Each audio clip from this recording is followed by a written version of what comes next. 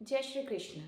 कल हमने भगवत गीता के 5वें अध्याय में पढ़ा कि भगवान श्री कृष्ण कहते हैं कि जो पुरुष यह जान लेता है कि उठना, खाना, पीना, चलना, सोना, श्वास लेना ये सब इंद्रियों के स्वाभाविक कर्म है और कोई भी पुरुष बिना कर्म किए नहीं रह सकता। इसे जानने के बाद वह पुरुष जो भी कर्म करता है प्रभु के निमित्त ही करता है। ऐसे पुरुष को ज्ञानी पुरुष समझना चाहिए। अब हम आगे बढ़ते हैं। इस अनर्थकारी अविद्या में फंसे हुए ये सब प्राणी अनेक प्रकार के सुख भोगते हैं और दुख भोगते हैं।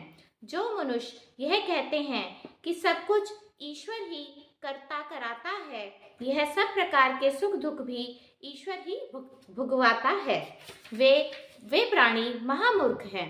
अनेक प्रकार के कर्म आप करते हैं और मेरे को दोष देते हैं। मैं तो अपनी परमानंद प्राप्ति देने के लिए बार बार इन मूर्ख जीवों को बोध कराता हूँ, ज्ञान देता हूँ, फिर ये जीव मेरी आज्ञा नहीं मानते, इसलिए ये महादुख पाते हैं। हे प्यारे, मैं ना किसी से कोई पाप करवाता हूँ और ना ही त्रिगुण पुण्य करवाता हूँ। ऐसे मुझ सर्वव्यापक आत्मा राम को ये अज्ञानी जीव नहीं जानते, क्योंकि इनकी बुद्धि मेरी माया ने अज्ञान का पर्दा डाला हुआ है। परंतु जिनका अज्ञान मेरे ज्ञान से दूर हो गया है वे प्राणी मुझको जानते हैं।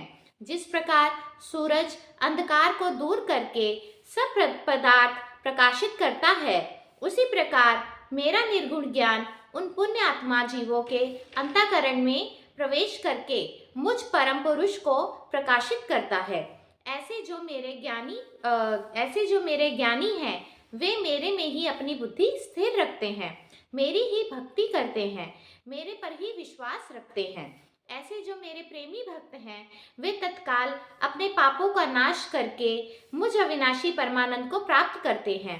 हे अर्जुन, जो पुरुष विद्वान, ब्राह्मण, हाथी, कुत्ता, गौ और चंडाल इन सब में जीवात्मा को एक दृष्टि से देखता है, किसी को दुख नहीं देता, वही पुरुष ज्ञानी जानो, क्योंकि मैं निर्दोष हूँ, सब प्राणियों को एक समान जानकर सबसे प्रेम करता हूँ और ज्ञानी पुरुष मेरी भक्ति में लगा रहता है, इसलिए वह भी सब प्राणियों को एक समान जानकर किसी को दुख नहीं देता।